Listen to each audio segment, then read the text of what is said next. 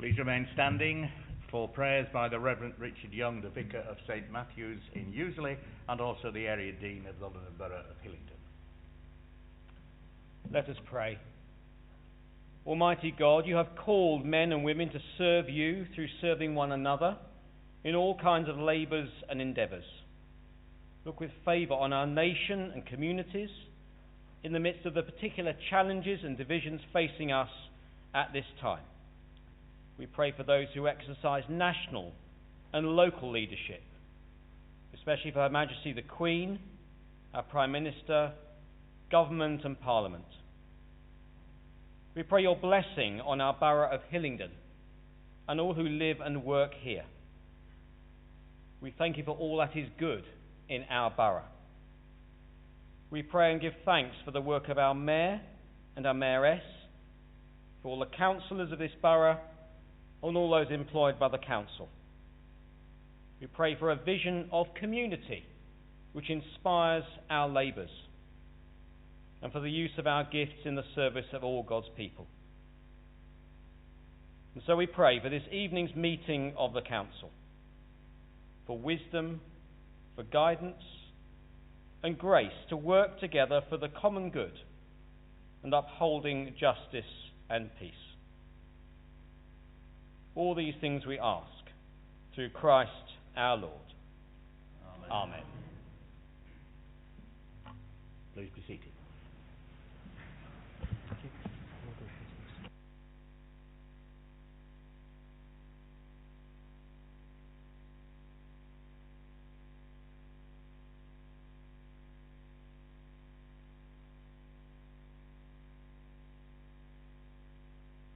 Do we have any apologies for absence for this evening? Mr Mayor, we have apologies from Councillor Amamwalana, Councillor Bianco, Councillor Duncan, Councillor Fife, Councillor Jackson, Councillor Milani, Councillor Harangi and Councillor Gardner. Thank you. Are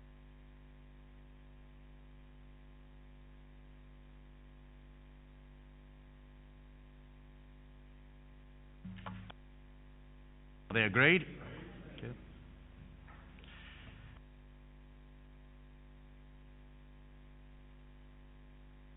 Thank you. Now we come to the Mayor's announcements. Well, to date, since we started, we've had 247 engagements, so we're on track. Just to give you a flavour of where we've been, certainly locally, we had a very enjoyable time at Hayes Carnival.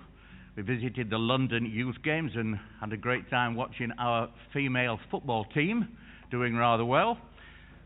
We went to the Brunel graduation ceremony. We've done 5 citizenships.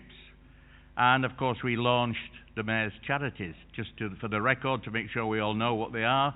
It's Hillingdon Autistic Care and Support and the Hillingdon Brain Tumour and Injury Support. We went to the Hillingdon Foster Carers celebration. We've visit numerous allotment sites. Very viable allotment sites, because I'm afraid we came away with rather too much food to eat or to cook ourselves, but very delicious it was. We visited the Guru Nanak Parkash celebrations. This was quite a remarkable event. I mean, there's thousands of 10,000 people there, sort of thing. And I remember going in there. We were rather late because of traffic hold-ups, to have a microphone thrust in my hand and dragged into the main arena and told, "You're on air live to the whole of India." And then received a cheque from them for £2,000, and that's more than welcome for the local charities.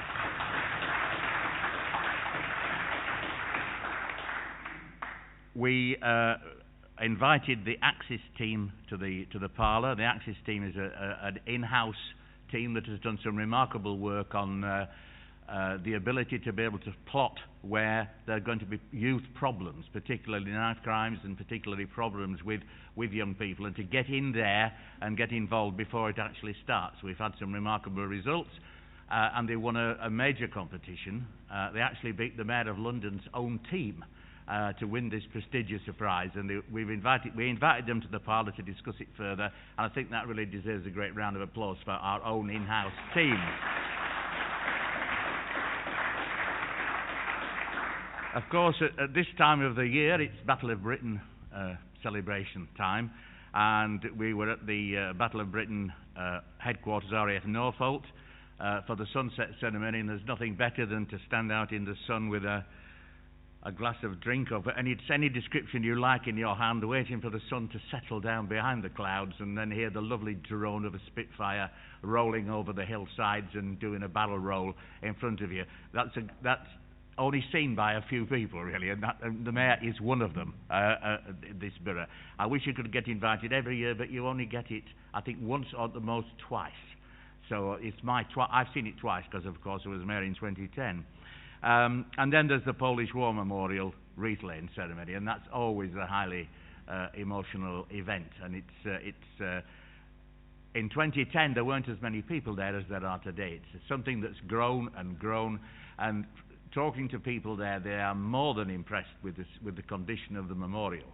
And they ask, well, who gives it? Who upkeeps this? Who cleans it? Who does this? And you say, well, it's Hillingdon Council.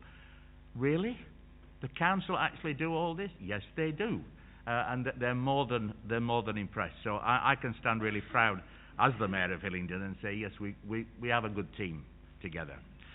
The next announcement, I'm unsure whether to make it, because a little bird told me, unofficially, that our rifle team won the LMA rifle competition once again, but I've not heard anything official about it.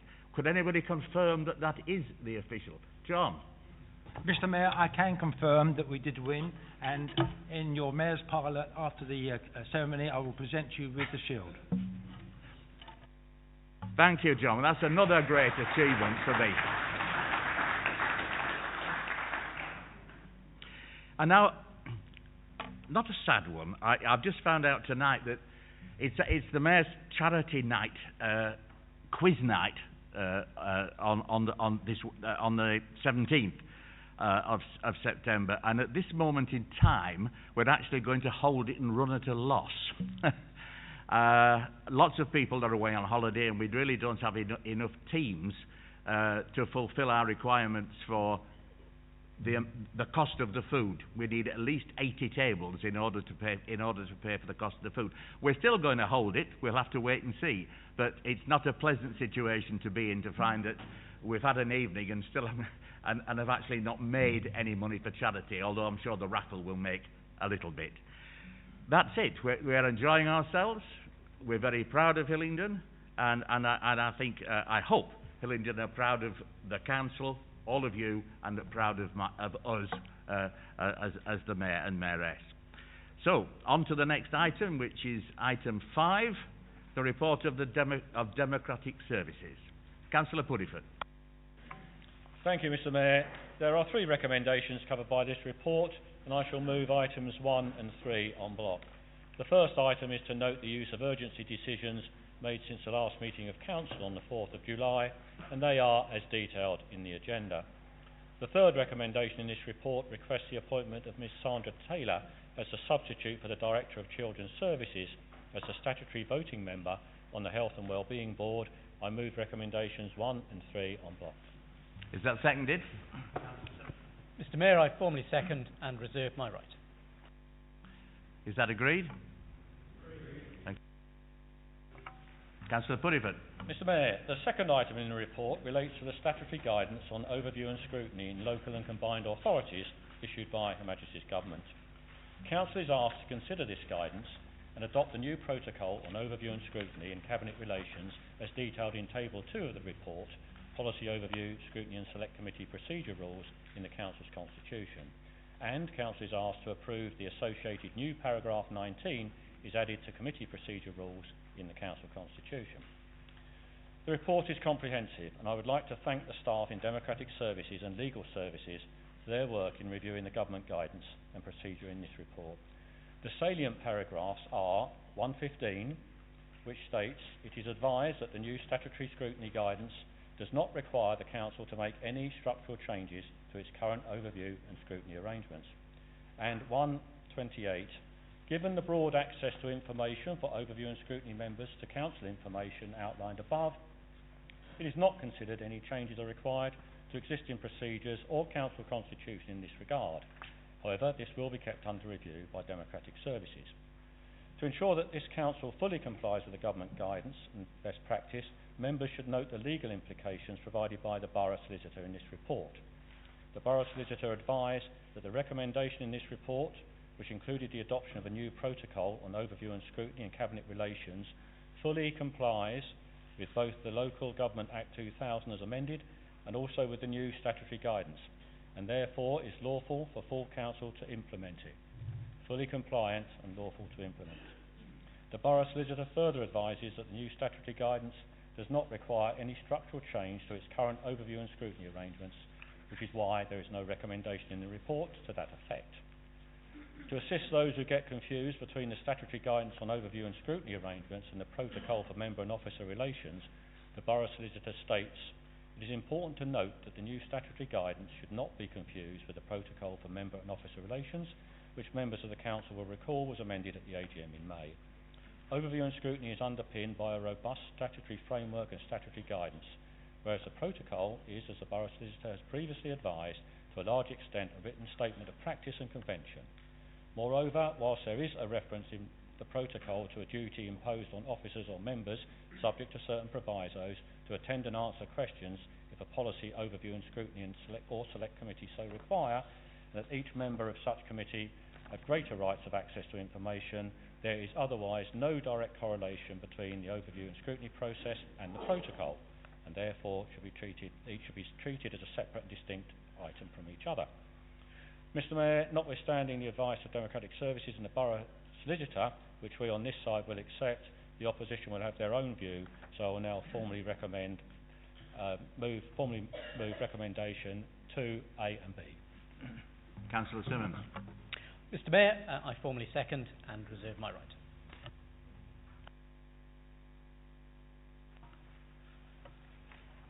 Thank you, Mr Mayor. I would like to move the amendment on the order paper, and I move this amendment in the hope that it will receive all party support, because the overview and scrutiny function of this is essential to the good working of the Council.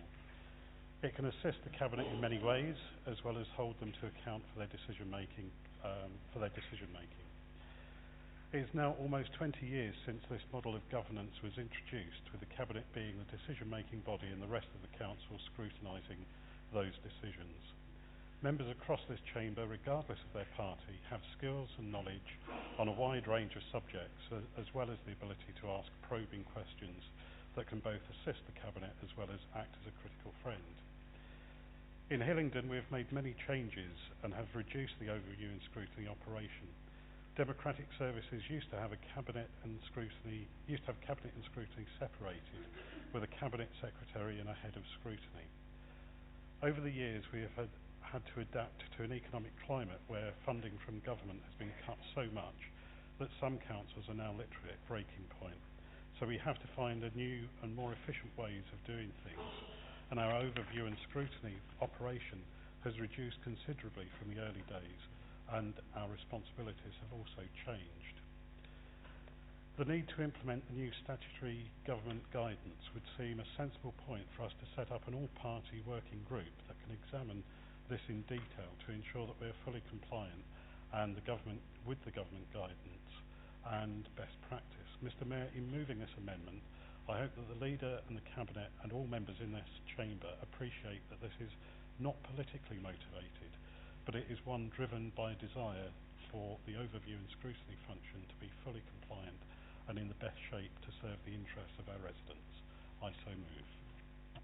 Is that seconded? Mayor, I formally second. I reserve my right to speak. Thank you. Any speakers? We're now talking on the amendment. Councillor Puddifoot. Just to say, Mr Mayor, Council should note that the statutory guidance does refer as an illustrative suggestion only that workshops may be useful in devising any cabinet scrutiny protocol. The guidance does not advise that an all-party working group should be set up to review an authority's entire overview and scrutiny arrangement and then report to Council. And for the absolute avoidance of doubt, Hillingdon Council is financially stable and has achieved that under the current structure that we have. Are there any other speakers other than the reserved right of the person seconding it? Then I'll ask you to speak, Councillor Morse. Mr Mayor. The proposal from the Labour Group to assemble an all-party working group to assess the proposals presented by the Executive follows the guidance of recent changes in Parliament to introduce cross-party democratic scrutiny. We have made one small step, as officers recognise after the previous debate and the previous council that our constitution needed changes. However, this report expresses the Executive's view of the current situation. I note in the Council report on scrutiny, section 1.13, while you may avoid full invitation of statutory guidance, a good reason has to be provided when you are not following parliamentary guidance. I also note in section 155, when referring to guidance on committee chairman, you are rejecting secret ballots as a retrograde step, while at present they are chosen by the Executive.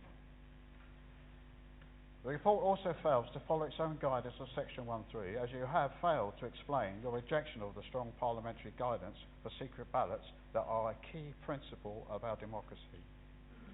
It is unclear to me that if we have ever, any scrutiny committee has ever assisted in the development of any policy for implementation or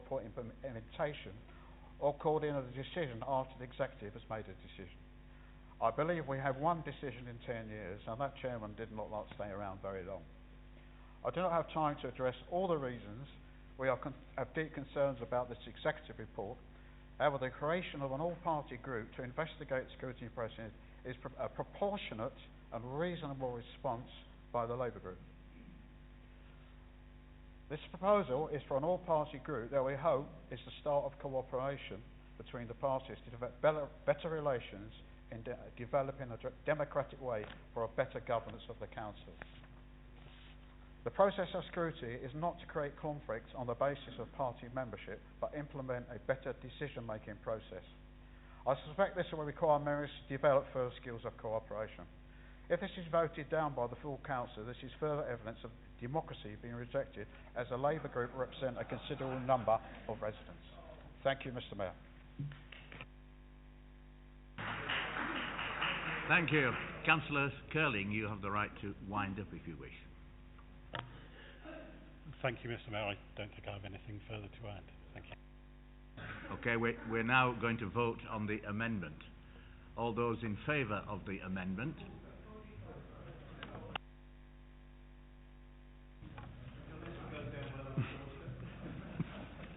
Right. Mr Mayor, members, we have, and for those watching live on YouTube, we now have a recorded vote. This is on the Labour amendment in relation to the statutory scrutiny guidance reports. I'm going to ask members whether they wish to vote for, against or abstain on the Labour amendment. So starting with Councillor Allen. For the amendment. Arnold. Birra. Bliss. Bridges. Brightman. Burrows. Chamdal. Chapman. Chibadar. Cooper. Cawthorne. Curling. Dennis. Deville. Dillon. Dott. Edwards. Eginton. Farley. Flynn. Goddard. Graham. Haggar. Hensley. Higgins. Kaufman. Lakmanar. Lavery. Lewis. Makwana. Markham. Mathers. Melvin. D. Mills. And R. Mills. Money. Morgan. Morse. Nelson. O'Brien. Oswald. Palmer. Prince. Puddifoot. Rudia. Riley. Rodriguez. Sansapuri. Seaman Digby. Simmonds. Singh. Stead. Councillor Stead? Is it Stead? Thank you. Councillor. And Councillor Sweeting. And Councillor Tuckwell. And Madam Deputy Mayor. And Mr. Mayor. Against. Thank you. That amendment has not passed. So we now move back to the original motion from Councillor Puddifoot to consider the guidance and adopt the new protocol and associated paragraph.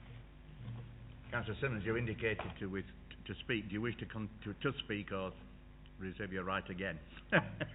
Well, Mr. Mayor, I think I'd just like to make this observation. I'm particularly mindful of what we just heard about those watching on YouTube. I think we need to be really clear that in Hillingdon, we have a very positive and constructive working relationship between our executive and our scrutiny arrangements. And anybody who attends on a regular basis our cabinet meetings will see many examples of reports on a great diversity of different subjects coming forward with recommendations for action that are then fully costed by the cabinet and responded to appropriately. So our residents should be absolutely confident, despite some of the nitpicking that you've just heard, that we have and will continue to have very robust arrangements in place, both for executive decisions and scrutiny, and that is not something which will be changed as we adopt the recommendations contained in the statutory guidance. Councillor Puddifoot, to wind up. No, only to follow on from what Councillor Simmonds was saying, really, this does indicate the clear difference between us. The Conservative administration decides and gets on with it. The Labour opposition would talk about it until the hind leg falls off the donkey. We go to the vote. All those in favour? All those against?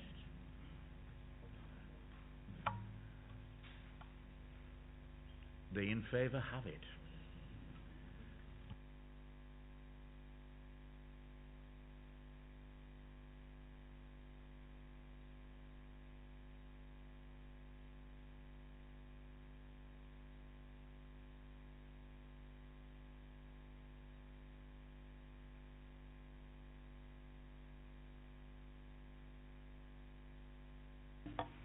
Thank you, Mr. Mayor. With the new school term having recently got underway, can the Cabinet Member provide an update on the position with school places at primary and secondary schools in the Borough? Thank you. Councillor Simmonds. Well, thank you, Mr. Mayor, and thank you, Councillor Makwana, for the question. We all know that we associate local government with bins and potholes and things like that, but after those things, schools are probably the service that touches the lives of the greatest proportion of our residents.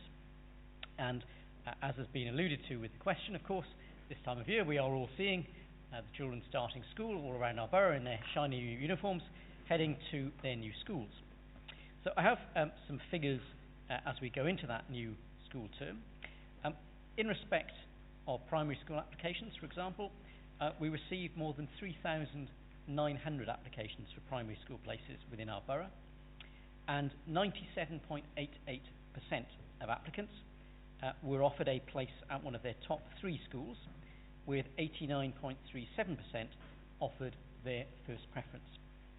And that is placing Hillingdon well above the London average of 86% of children receiving first preference.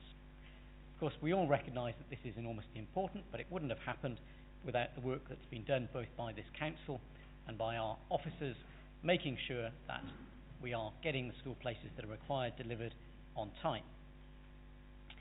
When we turn then to look at secondary schools, we will have seen at a number of recent cabinet meetings the progress that the council is making with delivering additional places as the baby boom that we've seen that's been filling up the expansion we've offered at our primary schools begins to move into the secondary sector. And, for example, the newly constructed schools, replacing previous institutions, but the newly constructed schools at Swatelys and at Oakwood, Northwood, are offering additional places to ensure that once again our residents are able to access a high quality education in somewhere ideally as close as possible to their home, but certainly in the vast majority of cases at a school of their choice.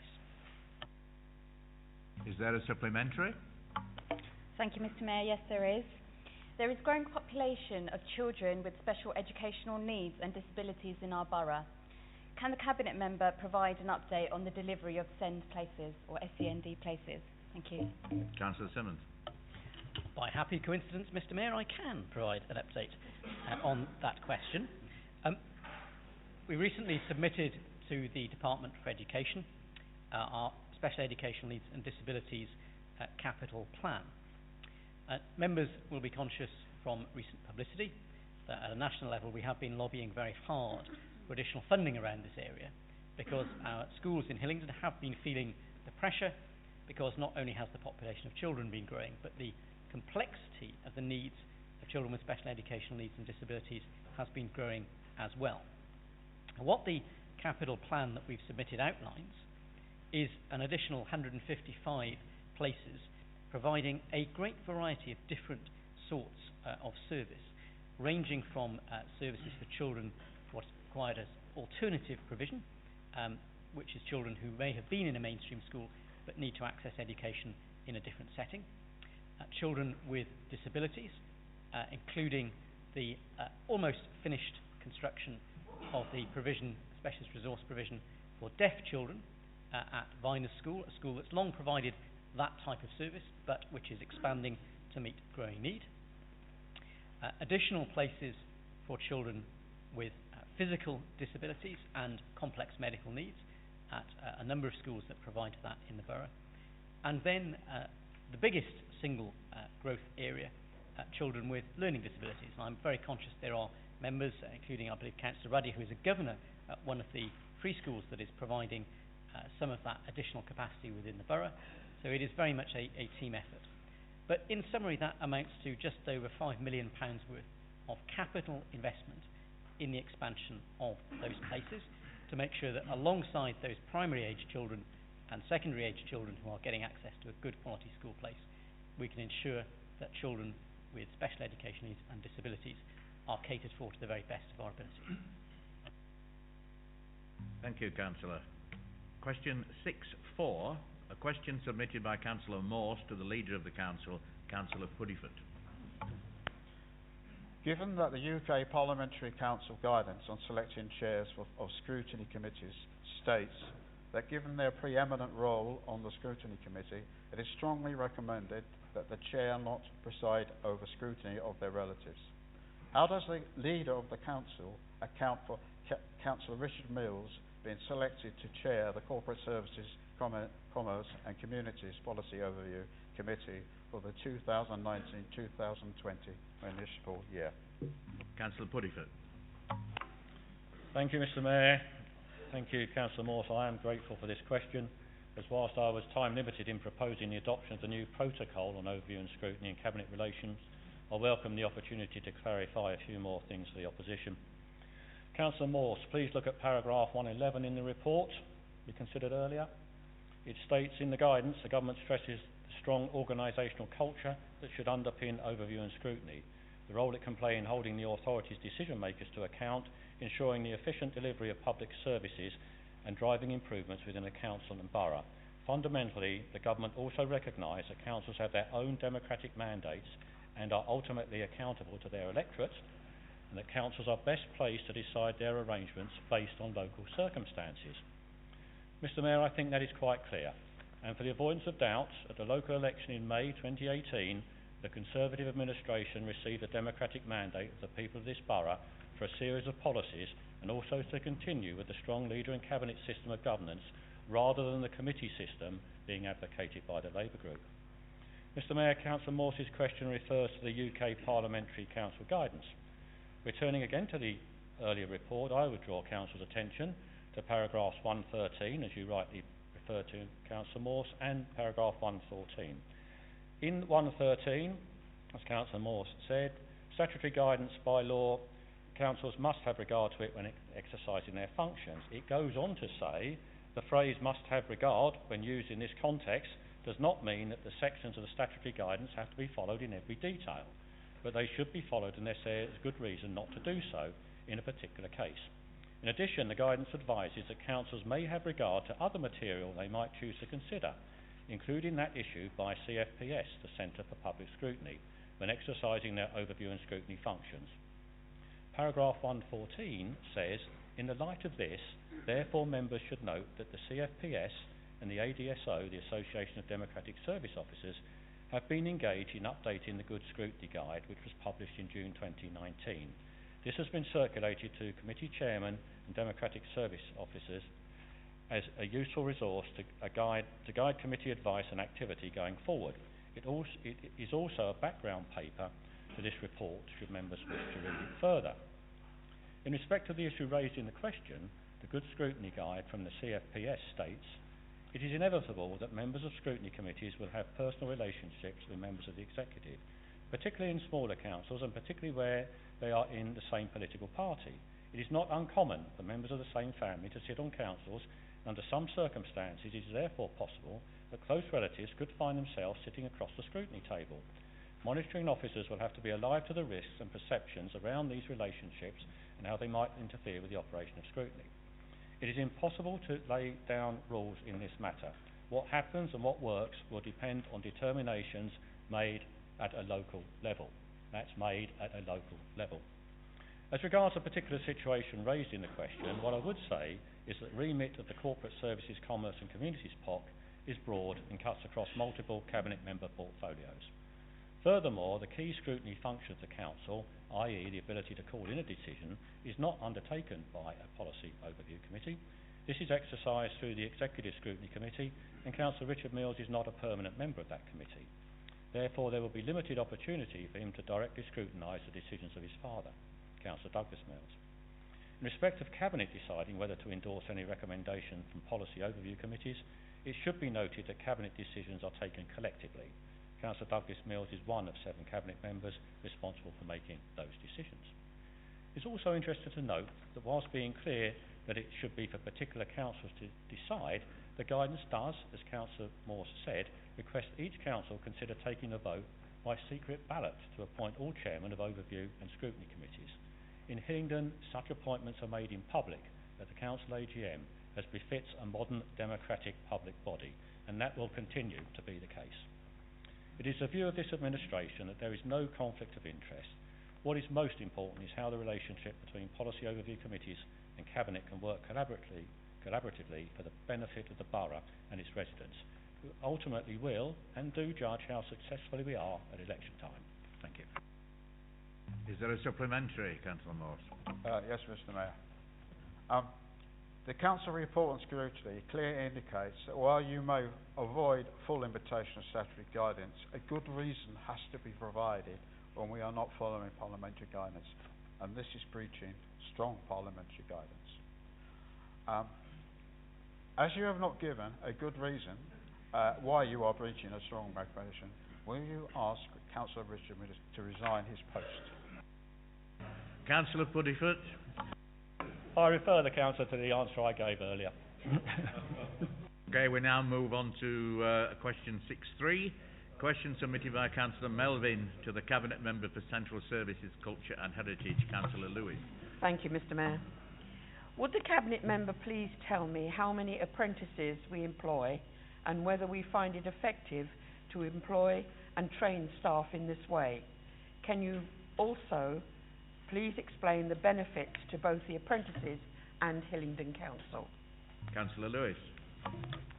Thank you, Mr. Mayor, and thank you, Councillor Melvin, for the question. I'm delighted to tell you that Hillingdon Council has established an extremely successful apprenticeship scheme with the number of available apprenticeships relevant to roles within the Council continuing to grow.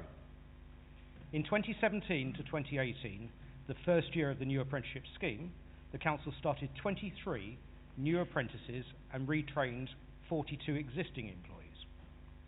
This total of 65 apprenticeships equates to 2.3% of the Council's workforce. In 2018-2019, the percentage of employees rose to 3% of the headcount, with 30 new apprentices recruited and a further 46 existing employees retrained through apprenticeship standards. To date, in 2019, there has been a further 9 apprenticeship starts, with a further 11 vacancies currently subject to recruitment. There are also plans to retrain or upskill 55 existing employees in subjects including library, archiving, town planning, early years educating, occupational therapy, and team leadership. Further potential apprenticeships have been identified, and it's currently anticipated that we'll have over 90 apprenticeships start in 2019-2020. Mr. Mayor, I had said we have a very successful scheme, and this is obviously the case. I'm delighted to report that Hillingdon has delivered the fourth highest number by percentage of headcount of all the London boroughs, with 2.17% of the employees in the council and associated schools participating in our apprenticeship schemes.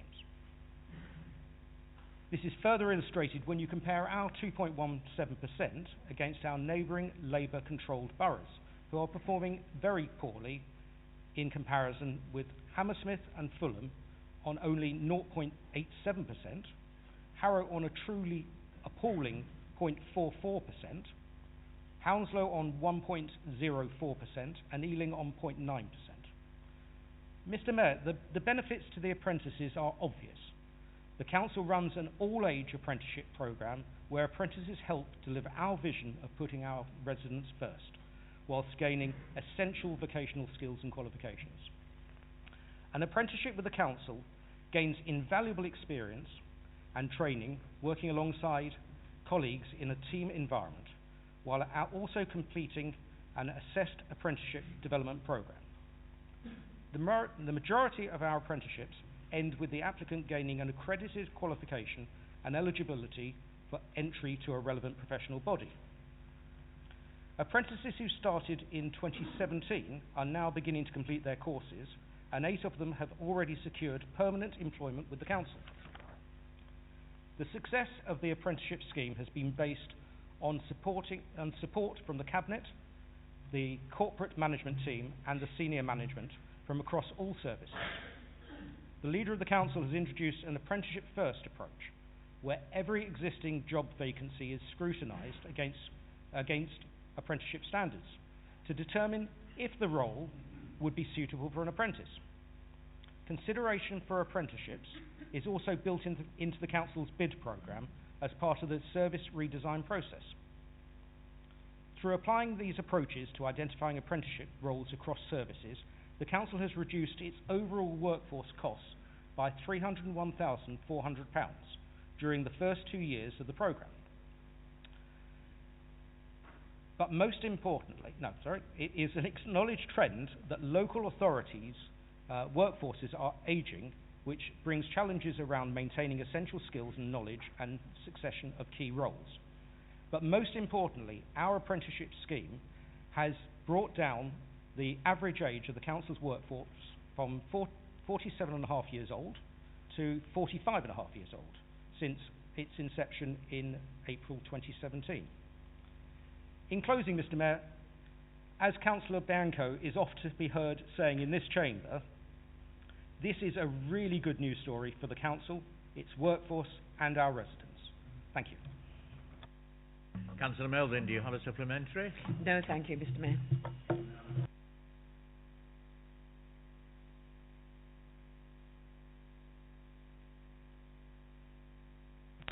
Thank you, Mr. Mayor.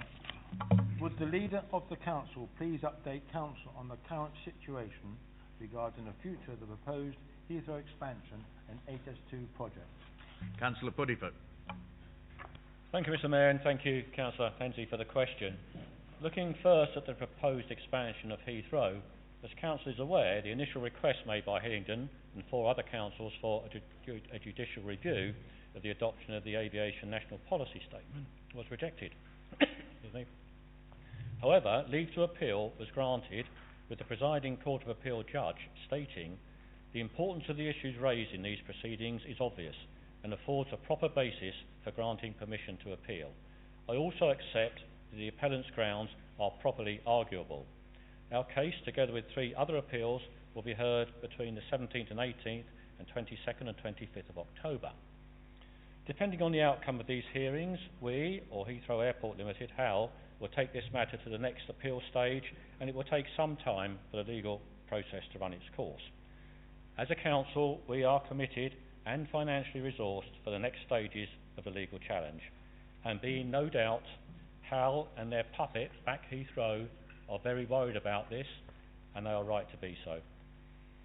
Hal launched their first major consultation on the proposed expansion in June, which runs throughout the summer with a closing date of Friday the 13th of September, Friday the 13th being quite appropriate. The context for this consultation is set against the legal challenge. The Council's challenge of the Aviation National Policy Statement, the ANPS, was predicated on the basis that it was clear Heathrow expansion could not occur without excessive air quality, noise and many other environmental and social harm of such a scale that it would not offset by the nebulous mitigation package that they were proposing. The Government's response was that the ANPS demonstrated expansion could be delivered, but set a robust decision-making framework to ensure the environmental and social problems could be solved. This consultation was therefore an opportunity for HAL to demonstrate that they have made significant strides in delivering an expansion project that conforms to the alleged high standards of the ANPS. Essentially, it was a major opportunity to prove the Council wrong about expansion. The headline to take away from the consultation is that HAL has comprehensively failed to set out an expansion project that can even remotely be described as a sustainable development. There is no clear strategy on surface access and therefore air quality. The noise issues are being entirely understated. A great swathe of information is still absent or not disclosed. There is a lack of honesty about the extent of the project, i.e. hotels, storage, distribution, housing growth needed to accommodate more passengers and freight. There is a distinct lack of credibility about the programme. 4 years to construct the runway, including the diversion of several rivers and the M25, as well as to undertake operational testing, is borderline fantasy. And importantly, the levels of benefits are way down on what Parliament voted for as part of the ANPS. Simply put, Mr Mayor, the harm is much greater than expected and the benefits are far less. This consultation has required HAL to disclose for the first time a picture of the true harm of expanding Heathrow. However, it is noted that significant amounts of information are available but appear to be withheld, which suggests that the potential harm caused by Heathrow expansion will be even worse than feared. For example, the ANPS emphasised the local benefits with over 114,000 new local job opportunities to be created. The consultation significantly reduced the figure to circa 60,000 nationwide. This consultation, which is the pre-application stage of the Development Consent Order, the DCO process, should enable the Council to understand the scope of the project, the work undertaken to date, and a preliminary understanding of the effects of the scheme. Unfortunately, the decision to withhold vital information has prevented this from being a truly meaningful exercise. However, it has not prevented HAL reaching conclusions on likely significant effects. The Council considers these conclusions to be premature and misconceived, and they demonstrate that HAL has already made determinations on impacts and effects without the necessary evidence being in place to substantiate them. Vital information is missing in relation to the following, and this is not an exhaustive list, but vital information is missing on health impacts, area of growth relied upon to justify expansion with no indication of where they will be located or when and how they will come forward, contaminated land with valuable desktop studies available not disclosed, flood and water management with survey data available but not disclosed to the Council even though we are the lead local flood authority, surface access with a decision taken not to disclose information to the Council as a highways authority, heritage with desktop surveys undertaken but not provided, ecology with vital supporting surveys withheld, economic growth with information presented in the last 2 weeks of the consultation time frame, thereby not informing the Council's assessment, noise with meaningful flight path data entirely absent. This is an airport expansion. Air quality with key aspects on modelling data not made available. The Council simply cannot understand why so much information which is stated to have been collated has not been made available. This would have made for a far more credible consultation exercise. Quite frankly, HAL's approach is disingenuous and gives a distinct impression that it's nervous of being found out. In short, the purpose of this consultation, which is to front-load the DCO process, has been fundamentally undermined by the decision to withhold so much important information. The Council will submit a comprehensive 250-page response to the consultation. Separately, it is intended that a letter will be sent to the Department for Transport to seek a review of the AMPS in light of this consultation. There seems little benefit in going through an extended, highly complex, resource-intensive development consent order process if there is clear warning signs that HAL cannot meet the challenges laid down by the AMPS and are promoting the project that does not align with what Parliament voted on. I remain confident, Mr Mayor, that this project will not proceed. As regards the White Elephant HS2, we have an application for judicial review of HS2 flouting planning law listed in the High Court at the end of November. We've written to HS2 Limited regarding their use of utility companies to carry out work which extends the project beyond the limits of the HS2 Act, for example using an electricity company to tunnel 7 kilometres through residential roads from Rayners Lane to West Ruislip, as they failed to secure an electricity supply at West Ruislip. They argue that they're entitled to extend the scope of the project. Our concern is that this conclusion has been self-certified by HS2 without any independent oversight. As Council will be aware, the new Prime Minister Boris Johnson has ordered a review of the viability and value of the HS2 project, now undeniably well over budget and well behind schedule, and fundamentally not the most pressing or economically advantageous transport project required in this country at this time. Whilst the review will be independent, the lemming mentality of the Department for Transport and HS2 will be difficult to dislodge, as it is not based on common sense. At least we now have a Prime Minister who has agreed that it needs to justify to the people of this country on a transparent and open basis the rationale for this project. That, Mr Mayor, will be difficult for High Speed 2 to do. As a Council, we will continue to put the well-being of our residents and our environment first, and in both this case and Heathrow expansion, that sentiment extends to the rest of the country. Common sense must and will prevail.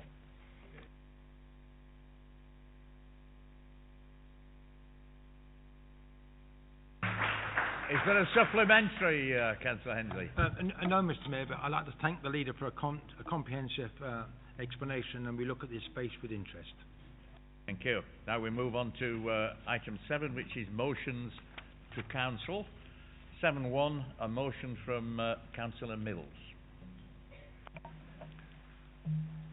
Thank you, Mr Mayor. Can I start by asking Council's permission, in accordance with Standing Order, to make an adjustment to the first line of paragraph 3 so that it reads that this Council agrees that rather than notes that. Thank you, Mr Mayor. In moving this motion, this is quite straightforward. We now have a situation where the government is in a position to increase resources, and police resources is one of the aspects that are going to be increased, and we have an expectation that there will be more policing coming to London Borough of Hillingdon in due course.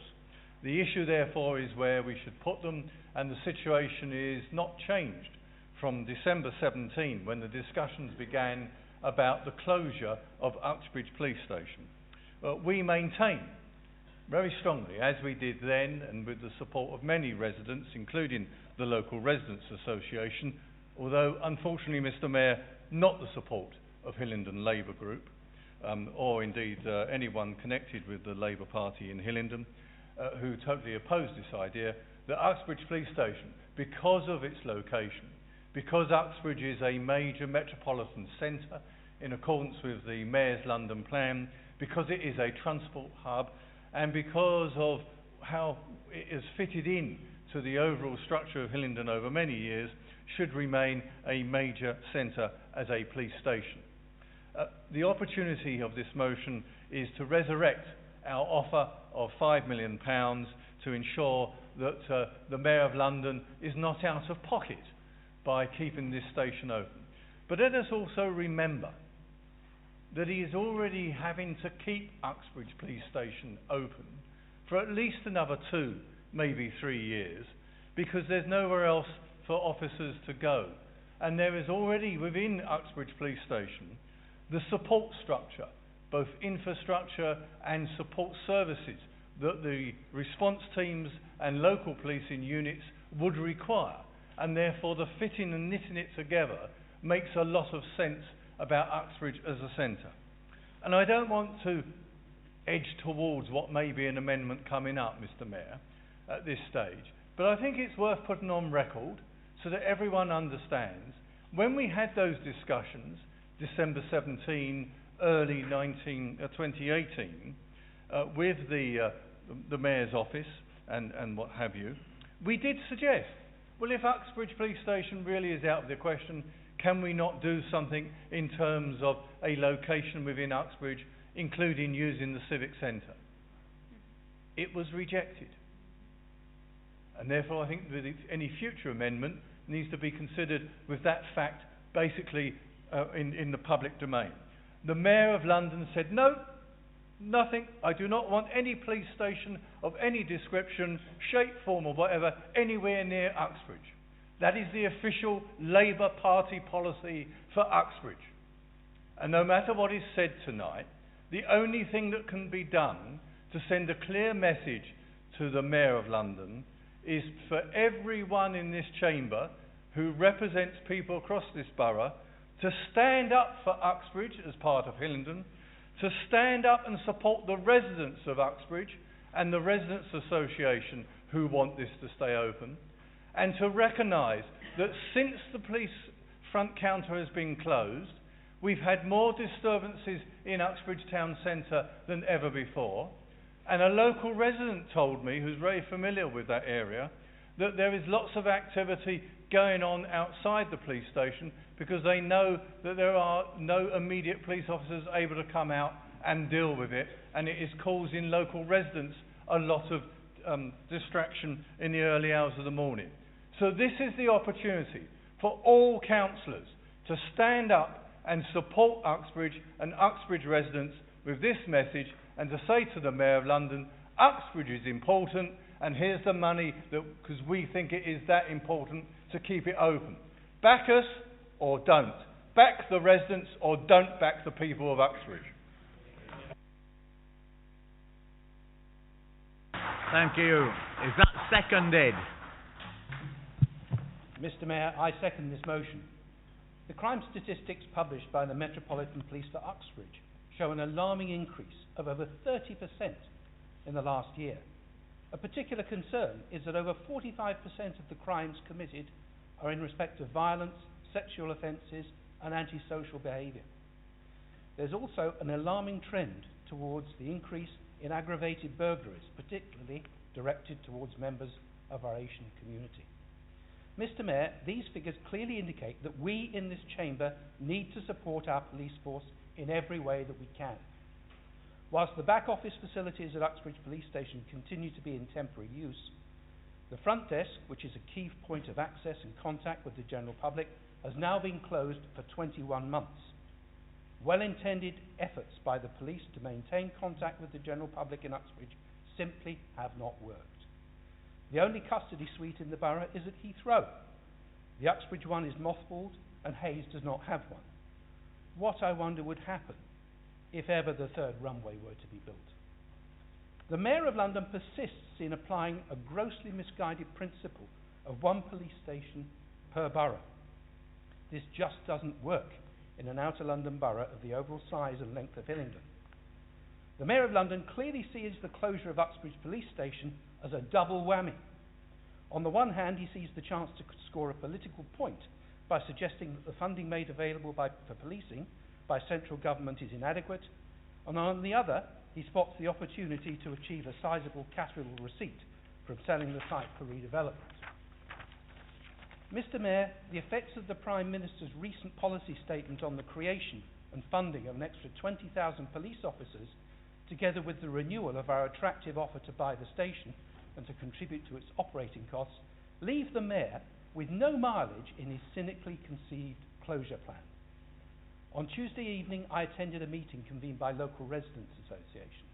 Our residents are understandably and justifiably furious at the palpable disregard for their best interests which this closure policy is inflicting upon our community. Mr. Mayor, our residents have every right to expect that those in government will prioritise their safety and security above gains in financial and political capital. Our national government and our local council is responding to this in the best possible way, It would be absolutely shameful if the actions of the Mayor of London and the Greater London Authority were to frustrate these efforts. I urge all members present to vote in support of this motion.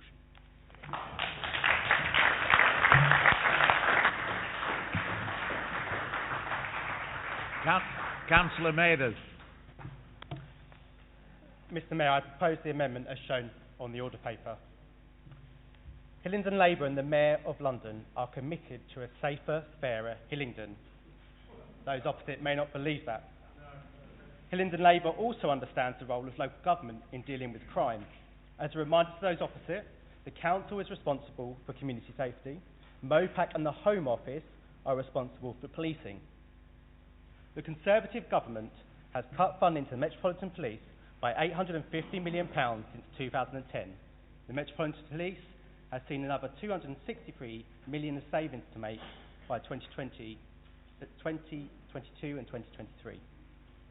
Since 2016, the Mayor Sadiq Khan has funded an additional 1,000 officers in the Metropolitan Police, which under the current Conservative government funding would not afford. This is why Uxbridge Police Station was closed, to put more officers on the street, not stuck behind desks. This is Labour tackling crime in London. Putting more police on the street is tackling crime. It shows real leadership when tackling violent crime, and there is a relentless focus on both arresting violent offenders and addressing the roots of crime. Looking at positive alternatives. Community safety within our borough, our whole borough, and including Uxbridge, would be better served by this council, providing Hillingdon residents the improved infrastructure they deserve. Infrastructure that increases community safety, such as youth service, buildings and buses that provide safe spaces for young people to engage in positive activities and reduces the likelihood they will be victims of crime. Such as more CCTV across the whole borough, which our residents regularly call for and are ignored by this administration. And finally, to serve Uxbridge as a central point, a multi-agency hub with our ASBET teams, community safety officers and other council services alongside police officers in the Civic Centre in Uxbridge, adapted using the capital funding as promised in the budget for the police station. The Hillingdon Conservatives should not allow themselves to be distracted by buildings, but should focus on the task in hand as we are, to build a safer and fairer Hillingdon. I move. Is there a seconder for that motion? Councillor Allen. I second that and reserve my right. Did you hear? Thank you.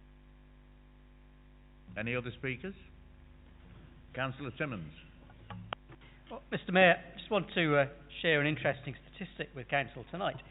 We heard about the Labour campaign for a safer and fairer Hillingdon. The statistics as published in London's newspaper point out that the Mayor is so concerned with fairness that of his discretionary spending, £2.1 billion was expended, £2.1 billion in the London Borough of Newham, and an extremely fair and equitable £249 million in the substantially larger, more populous London Borough of Hillingdon. So we need to take no lectures from the party opposite when it comes to demonstrating fairness and commitment. Councillor Mills moves a very sound motion in support of residents, of whom I am one. We should pass that, reject this Labour motion, and get on with supporting law and order on the streets of this borough.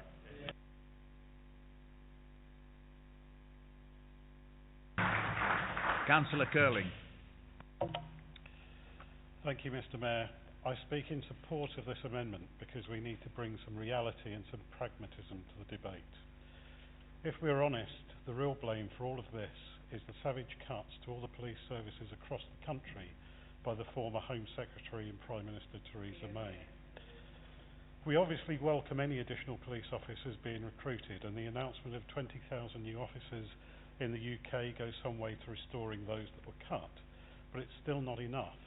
And with the current Prime Minister's abysmal record so far, can we really be sure it will happen?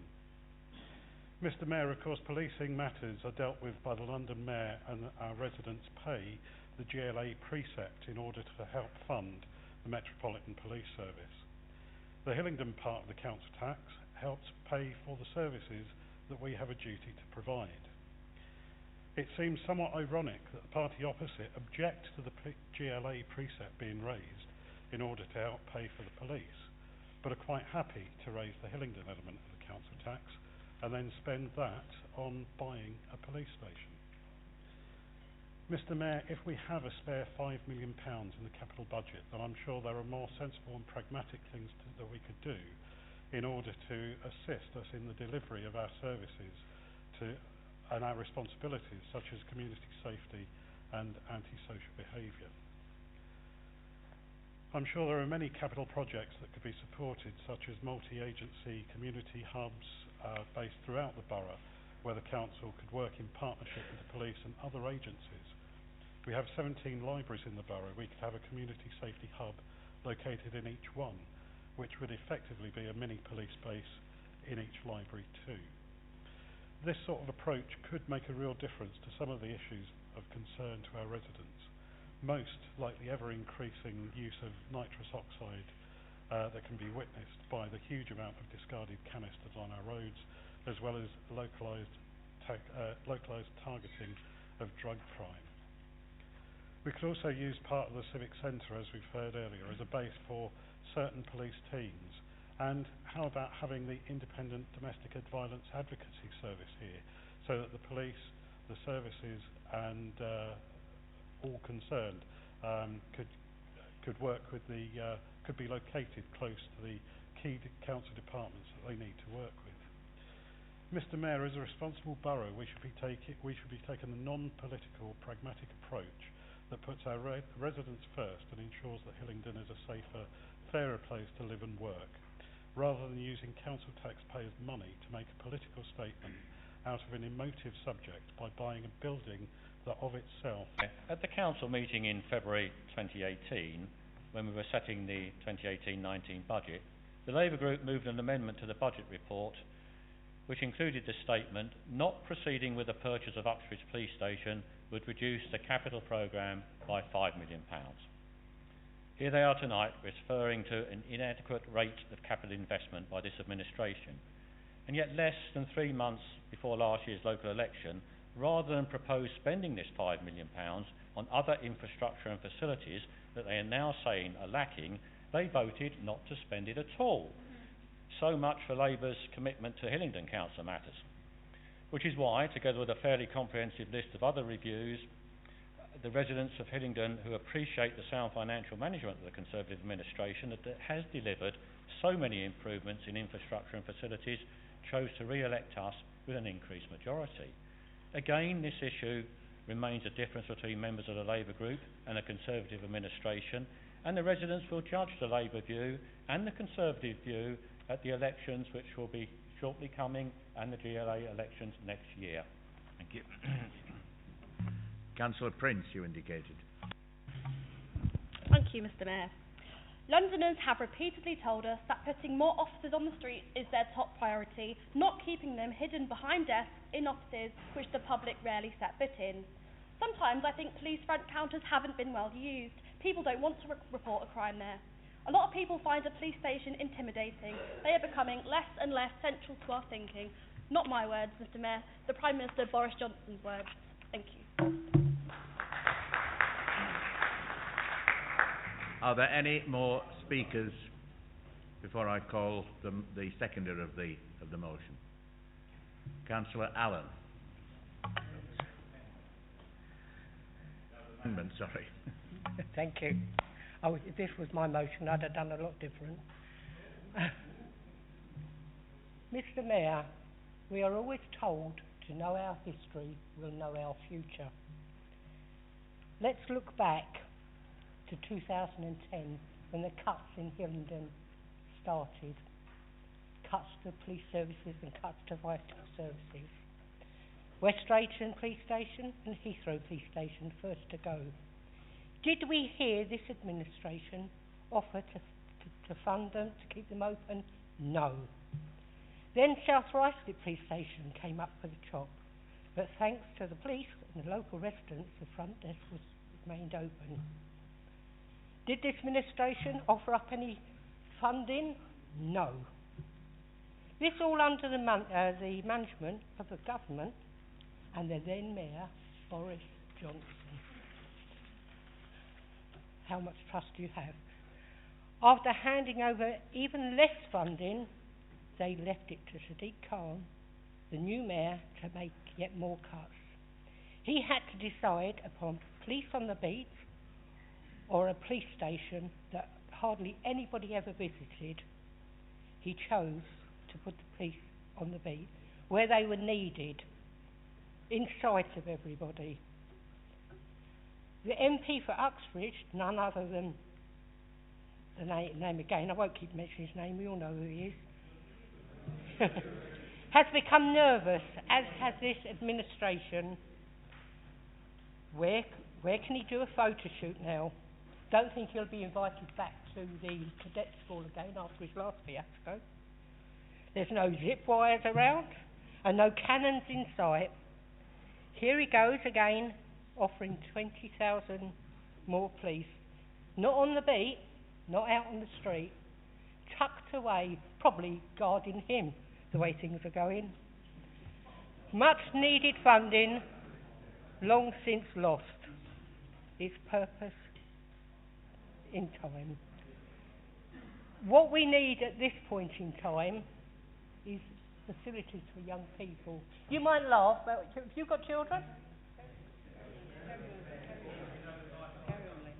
Knife crime is up because young people have got nowhere to go. They are out in that community.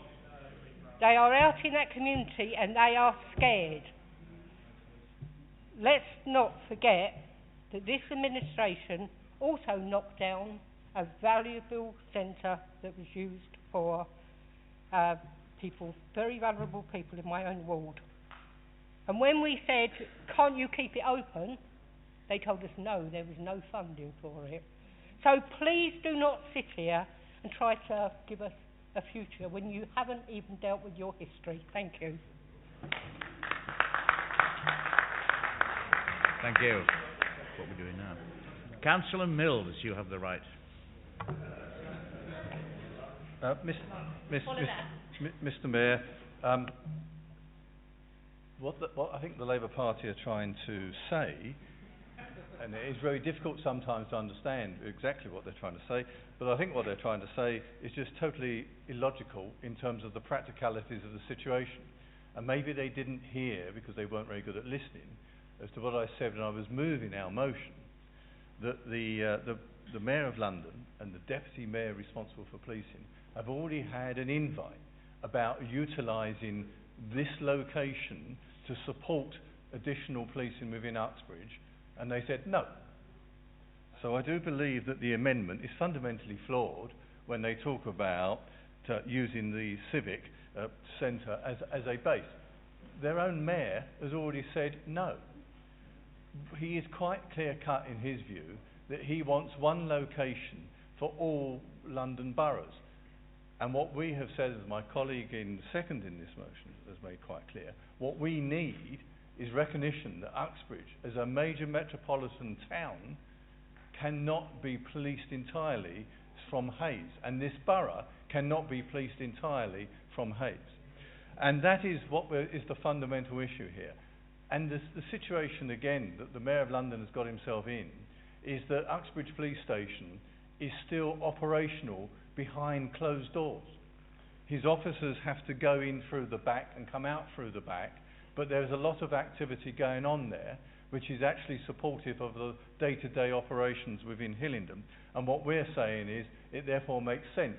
If we give you the money to keep it going, you haven't got to worry about the long-term future of it, and we can make sure that Uxbridge Police Station continues to be at the centre of our community. The Labour amendment is not even well thought through for the reasons that I've mentioned before, but it also fails on the grounds that it totally ignores some of these fundamental issues about how local policing works. And also, in terms of the comment about CCTV, can I just give you this quote from one of our senior police officers? I recently had reasons to contact the CCTV team regarding a kidnap incident within Hayes Town. The information which they preserved and downloaded was absolutely outstanding and enabled us to bring the whole incident to an end and will bring prosecutions. Our CCTV has been upgraded across the whole borough. It is in excellent situation. The local police are using it on a day-to-day basis, and quite honestly, the Labour amendment totally ignores the fact that what we need in this borough and what the residents of Uxbridge are asking for in this borough, and I believe there is a petition going to the Mayor of London from residents of Uxbridge, is to have a strong base at Uxbridge Police Station with the counter open so residents can respond and work with their local police teams. That is what is missing. This motion will deliver it.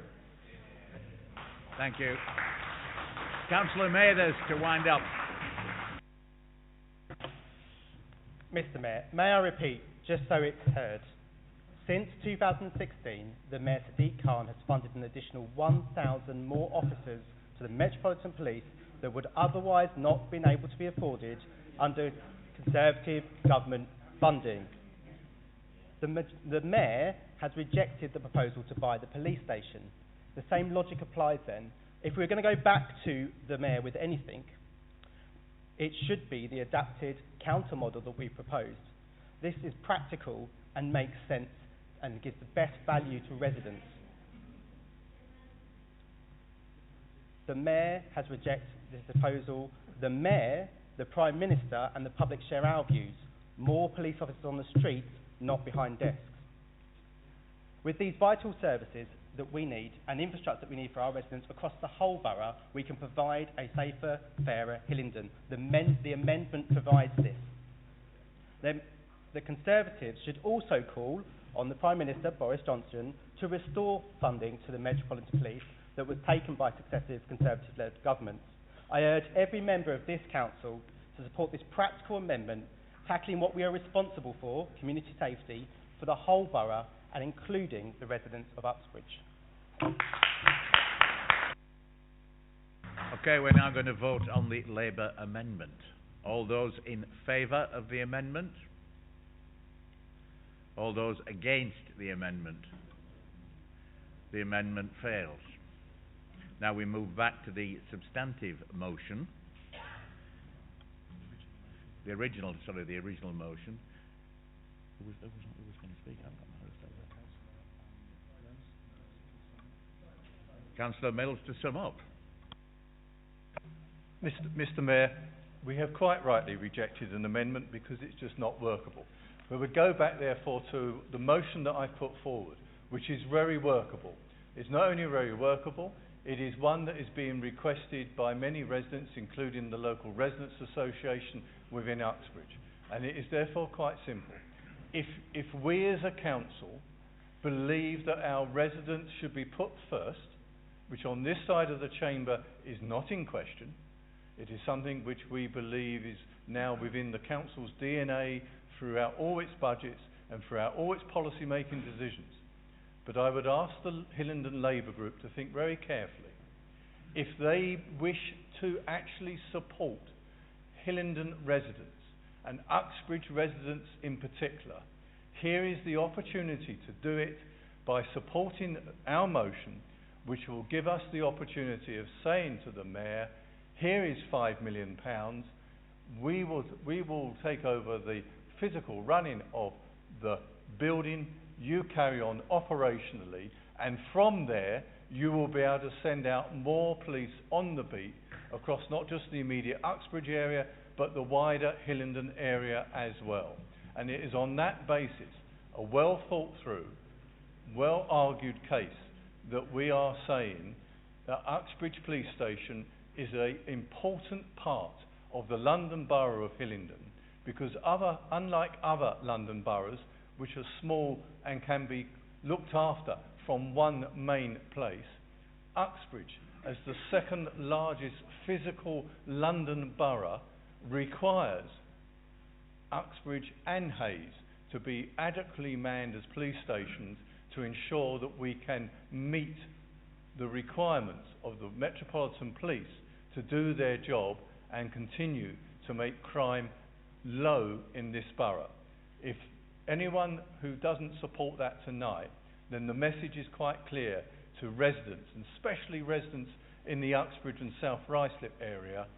This Conservative Council stands with you. Hillingdon Labour continues to be against you.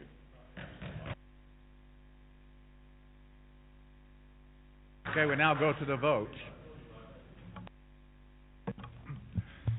Thank you, Mr. Mayor, members present, and again for our online viewers on YouTube.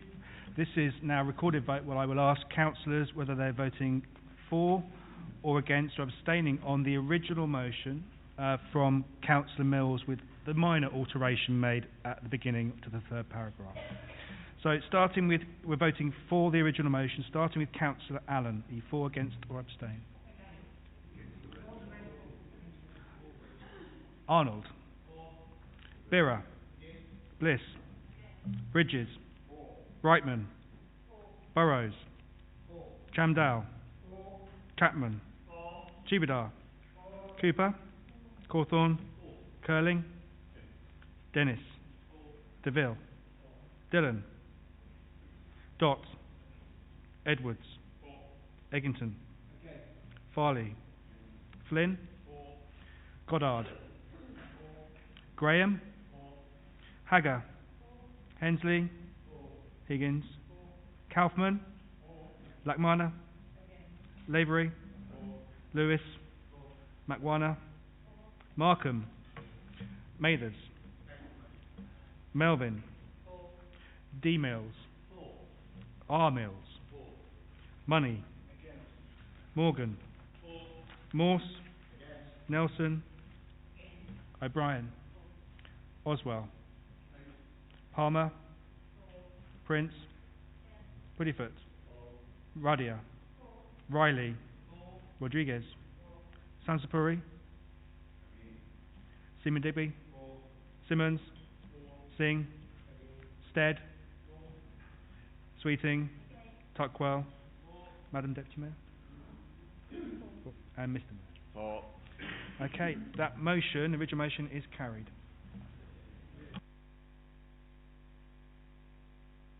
We now move on to motion 7.2, a motion from Cllr Eginton.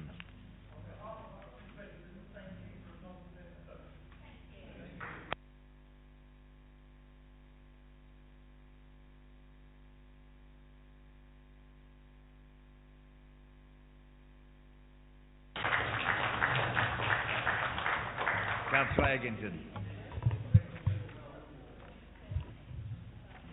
Thank you, Mr. Mayor. This motion seeks to reverse the changes made to the Constitution in May this year. Those changes restricted the rights of elected members to information and even to raise issues with the Council. To refresh your memory, Mr. Mayor, before our meeting in May, elected members could ask questions about any aspect of Council activities. Although there was provision to prevent those that were excessively expensive to answer, in general, I believe that the system worked well. Officers could pass the inquiry to the relevant officer, and action could be taken to answer the point or to take action to address a problem. The change in May meant that the elected members could only raise questions about their own ward unless they obtained approval from their group leader. So officers have now to try and identify whether the inquiry relates to the right ward. If not, it is returned, and the elected member is required to either pass it to another elected member or seek approval from their group leader. This leads to real difficulties. For example, Uxbridge Road is split between 8 wards. I receive complaints about fly tipping from a resident in my ward, and I have to explain that I can only send in an inquiry about matters on the north side of Uxbridge Road between the Aussie Garvin roundabout and Lansby Drive. Otherwise, they will have to ask a councillor for another ward to do so. So a family living in an Uxbridge Road flat overlooking an area across the road where there are problems of antisocial behaviour, drinking, dealing in illegal substances, or fly tipping will find that their own councillor is unable to ask about the problem direct to the council. But perhaps it is the opportunity for elected members to challenge, and yes, even support the executive that is more crucial. And that should apply to members sitting in all parts of this chamber. As experienced and intelligent people, supported by our electors, it is only right that we should have the opportunity to research the council issues about which we are concerned without having to ask for permission from others. The legal advice I have received states that the group leader approval appears unnecessary and burdensome without clear legal merit. Mr. Mayor, the leader of the council is laughing. I'm just quoting from the legal opinion I have.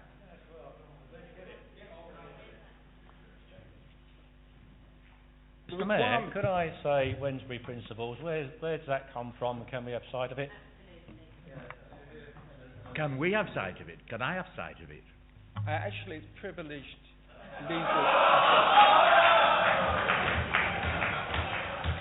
It's true. It's true. But anyway, I'm quoting. I will quote from that bit of it. I just have. Quiet. Order. Anyway. Order. Order. I don't like using that word, but order. Thank you, Mr. Mayor. That requirement, as I say, could be used as a political tool to prevent particular members from obtaining approval for their inquiry. The fact is that the new system is reducing the opportunity for elected representatives to fully represent their constituents, reducing the level of scrutiny, making the process more bureaucratic, and not achieving any significant savings. Through you, Mr. Mayor, I formally move the motion, and I ask the Council to give its wholehearted support to this motion to restore some of the rights taken from us. Is there a seconder for the motion? I formally second. Thank you. Councillor Sweeting. Thank you, Mr. Mayor. I support the motion which seeks to offer some common sense regarding the amended protocol as adopted in May, which currently bars me from supporting residents in neighbouring wards. If this restriction had been operational in 2015, when Powerday submitted a planning application for a 450,000-tonne recycling plant in Newsley Ward on a site just 50 metres from a supported living facility in my West Drayton ward, then it is very likely that the plant would now be up and running with thousands of heavy vehicles trundling through our already congested high streets. This was because it was West Drayton Labour councillors who led the fight against the proposed plant, although it was not in their ward. It was Labour councillors working closely with West Drayton and Useley residents who arranged the many petitions which grew to over 4,000 signatures. It was a Labour councillor myself who read the main petition speech against the planning application for another ward. When it came to the public inquiry investigating disruptive nighttime noise on the site, it was the Labour councillors from West Drayton who attended all day on each of the 5 days, and it was West Drayton councillors who advertised the inquiry, worked with residents from Useley as well as West Drayton, which ensured the inquiry was well attended. And it was West Drayton councillors who gave detailed evidence, and it was a Conservative councillor from Useley who provided excellent evidence but asked the Labour councillors from West Drayton to provide some of the information he used. Going further back, it was a Labour councillor from Yedding Ward working with Useley and West Drayton residents who ensured that the site was taken off the West London Waste Plan. And if that had been included, we would indeed have had a waste plant on that site, and provided advice which stopped the first planning application for the site for 950,000 tonne, which include the fragrantly sounding sludge lagoon being approved in 2013. So there you have it. This new protocol fails to take into account that activities in one ward often affects the lives of residents in another. By tying members down to their own wards means that it would indeed have so many unintended consequences. Let members undertake work where the work needs to be done. And if in the case of a power day, if it hadn't have been for West Drayton councillors who won it for the residents of both Useley and West Drayton, I support the motion. Councillor Allen. Thank you, Mr. Mayor. I didn't plan to speak, but I feel I should. If you would just hold your venom for 2 minutes. I'm a local Townfield councillor, and I travel a lot around your areas, and occasionally I see things like I went into a local shop and I saw them selling barbecue, portable barbecues. A local resident said to me, "You're a local councillor, deal with it." I near enough got burned alive because of one of those. Now, yes, I said, "Well, have you been to your local council?" They said, "We tried ringing but can't get them." I said, "Right." So I had two options. I could go through the route of contacting my leader, who's at work, leaving a message saying, "Please, can I have permission to deal with this?" Or go to resident services and ask them to take it up. And that's where it ended. They took it up in the end. It took a couple of days, but it got there. But it could have been there a lot quicker, and another life might have been saved if an incident had taken place. I then go into another shop where they're selling knives. Not by the till, further along. I again try to do something about it. Had I had under the old rules, I could have contacted resident services, said, "Can you get the ASBIT team out there?" But no, I have to go through this long, convoluted process of contacting the local councillor or contacting the leader, and then, is this really sensible?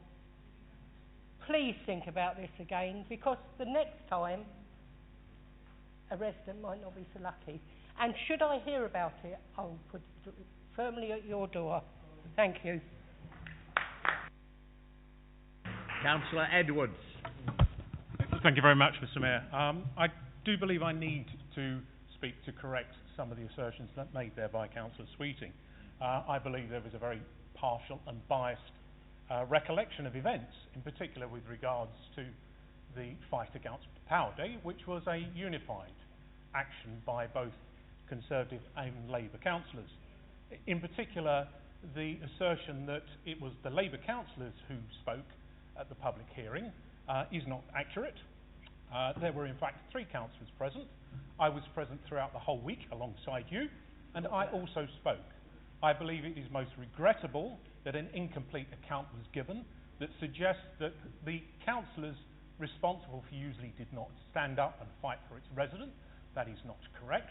And it's also wrong to assert that but for this change in the rules, such defence of residents could not have been mounted. That is complete and utter nonsense.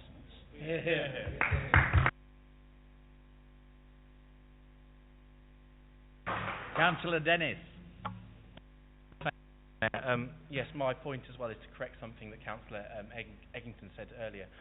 Legal privilege is used basically to protect confidential and sensitive information, especially tactics when you're going through litigation. It's never been used actually to prevent yourself from presenting your case, and legal privilege is also owned by the client, so Councillor Eginton is very well able to give us the legal information if he thinks it's important to do so. Councillor Simmonds. Thank you, Mr. Mayor. To paraphrase our good friend, the Prime Minister, I think it's a case of donnez-nous un break when it comes to the stuff that we've heard from the party opposite this evening. I really don't know what all the stuff was we've heard from a number of members on the other side, but I'd like to back Councillor Dennis in what he says. At the last AGM of the Council, we had the opportunity to make a decision as elected members under the very clearly defined Wednesbury principles, and we had access at that point and had a word which featured very much in the debate earlier about scrutiny, due regard to the legal advice from our borough solicitor. And we have a copy, every member of this council, a copy of what that legal advice was. And the Wednesbury principles are incredibly clear in saying that when we make decisions as elected members, we have a responsibility to take properly into account information which it is proper for us to consider, and that we should not be unduly influenced by other matters. And Cllr Eginton stands up and tells us we made the wrong decision because the legal advice was wrong. He can prove it was wrong, but his advice is secret, and we are not allowed to know what it is. Mr. Mayor, it makes a nonsense of the proceedings of this council if we are to be subjected to such spurious arguments by the party opposite. It completely undermines the basis of good governance and decision making if we are asked to be making decisions on the basis of what is allegedly legal advice that we have not seen. I'm therefore going to suggest, Mr. Mayor, that we move things on. I look forward to my colleague, the Chief Whip, moving that the question be now put.